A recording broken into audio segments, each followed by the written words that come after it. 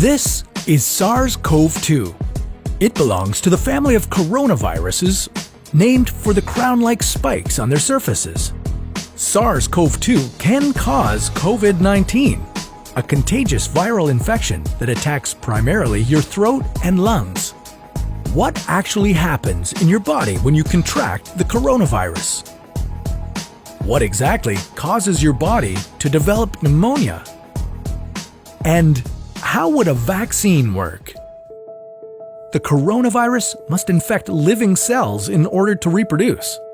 Let's have a closer look. Inside the virus, genetic material contains the information to make more copies of itself. A protein shell provides a hard protective enclosure for the genetic material as the virus travels between the people it infects. An outer envelope allows the virus to infect cells by merging with the cell's outer membrane. Projecting from the envelope are spikes of protein molecules. Both a typical influenza virus and the new coronavirus use their spikes like a key to get inside a cell in your body, where it takes over the cell's internal machinery, repurposing it to build the components of new viruses. When an infected person talks, coughs, or sneezes, droplets carrying the virus may land in your mouth or nose and then move into your lungs. Once inside your body, the virus comes in contact with cells in your throat, nose, or lungs. One spike on the virus inserts into a receptor molecule on your healthy cell membrane like a key in a lock. This action allows the virus to get inside your cell. Next, the virus travels inside a sac made from your cell membrane to your cell's nucleus. That's where your cell houses all its genetic material. Then, the viral envelope and cell membrane sac combine, allowing the viral genetic material to leave the sac and enter the nucleus. The viral genetic material hijacks the energy and materials in your cell's nucleus to make thousands of copies of itself. Some of the genetic material moves out of the nucleus, then attaches to the protein-building parts of your cell called ribosomes. These then use information from the genetic material to make other viral proteins, such as the spike protein. A packaging structure in your cell then carries the spikes in vesicles, which merge with your cell's outer layer, the cell membrane. All the parts needed to create a new virus gather just beneath your cell's membrane. Then, a new virus begins to bud off from the cell's membrane. Now, with the virus spreading in your body, how can you develop pneumonia symptoms? For this, we'll have to look into your lungs. Each lung has separate sections called lobes.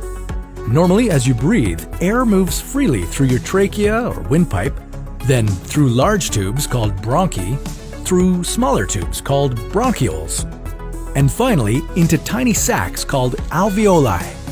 Your airways and alveoli are flexible and springy.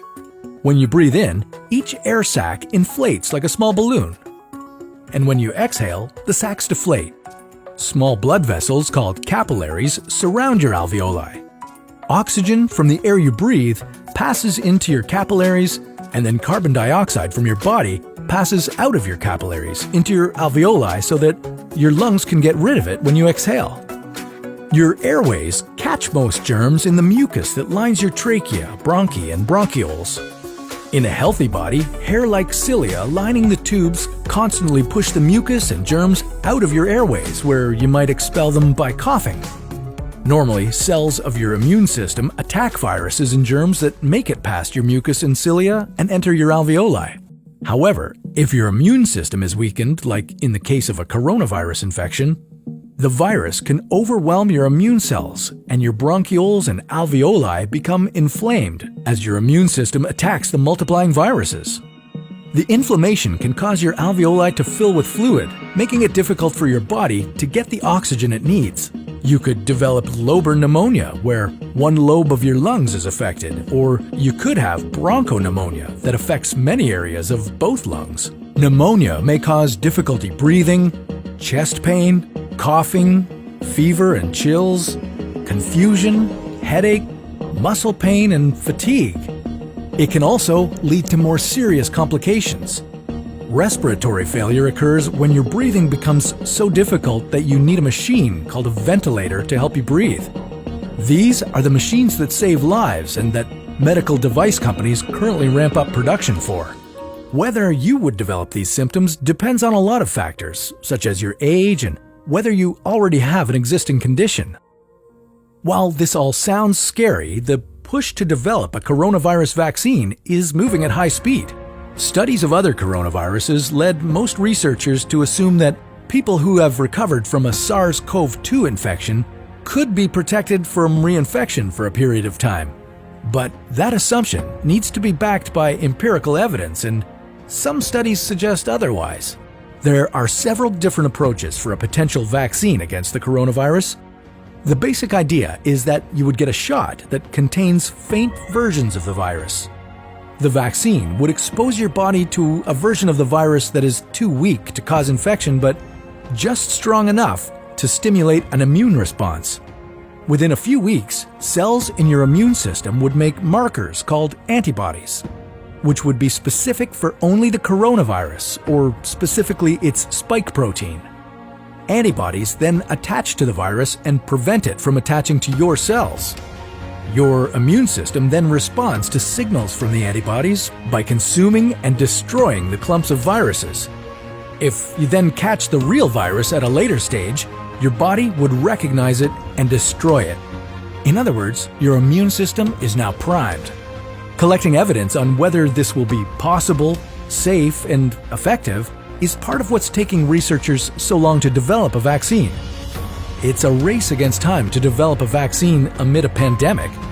Each step in vaccine development usually takes months, if not years. An Ebola vaccine broke records by being ready in 5 years. The hope here is to develop one for the new coronavirus in a record-breaking 12 to 18 months. While all this will take time, stay home if you can, to protect the most vulnerable. And don't forget to wash your hands for at least 20 seconds and as often as possible. Now, what would happen if you didn't do that for an entire year? Well, that's a story for another What If.